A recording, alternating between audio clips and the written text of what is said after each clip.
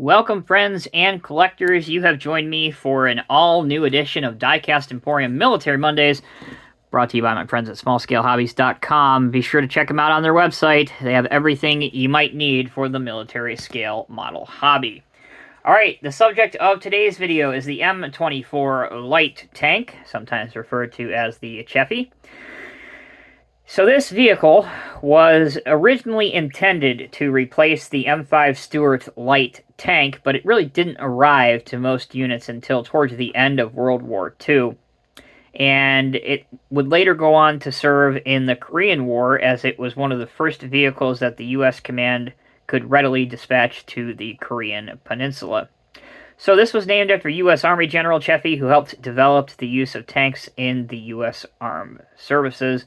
In terms of the U.S. Army history, this vehicle was in service directly from 1944 to 1953. However, a lot of these did not retire from full-time service from the U.S. and NATO countries until the late 1960s. In terms of mass, 40,500 pounds for the total weight of this vehicle. It had a crew of 5, a commander, a gunner, a loader, a driver, and a radioman. Its main armament, which you see spinning around just to look at you here in a minute, the main gun was an M6 75mm gun. Its secondary armament was usually a 50 cal M2 Browning machine gun. So that's a little bit of information about the real M24 Light Tank. Let's transition now to the model. So this 187 or HO scale kit was a kit by Paul Heiser. I know a lot of you military guys might know about him.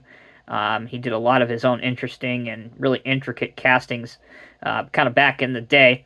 So I was lucky enough to pick one of these up from my friends at Small Scale Hobbies because it is, believe it or not, unless you want a 3D printed one, it is relatively hard to find a M24 Light Tank, at least today as of the time I'm filming this video.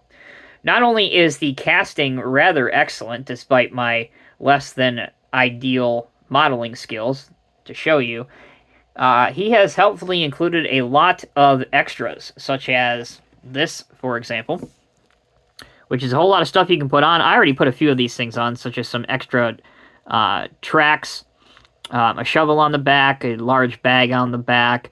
Over here we have a jerry can. Obviously, I did opt to put the M2 machine gun up on front, and then I've added my own decals, which, again, you can purchase from smallscalehobbies.com.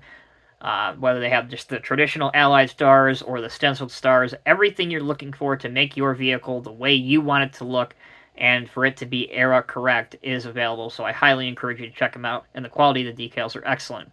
Alright, taking a closer look at the model, we will bring it closer to you. Again, I painted mine in Tamiya World War II olive drab. Some of the bags and such were painted in this, which is Tamiya LP73, I believe they call it khaki. I use this a lot on military models, past and present, just to bring out a lot of the details. So that's another paint color you might want to pick up. The M2 50 cal machine gun, that was painted in gunmetal, also a color by Tamiya, and the tracks are painted in Tamiya TS82, which is black rubber. Again, an ideal color for anybody that models vehicles, whether they be on rubber tracks or rubber tires. So that will bring this episode of Diecast Emporium Military Mondays to a close. A very short one this week, but a fun model, a great kit if you can manage to get your hands on one. Again, for no other reason other than the fact that the M24 is pretty hard to find in 187 scale nowadays. There are plenty of larger scale models available, such as 135th scale and on and on. But this one had to have a place in my collection in terms of my military historical models because the M24 was a very important vehicle, even given its relatively short service length.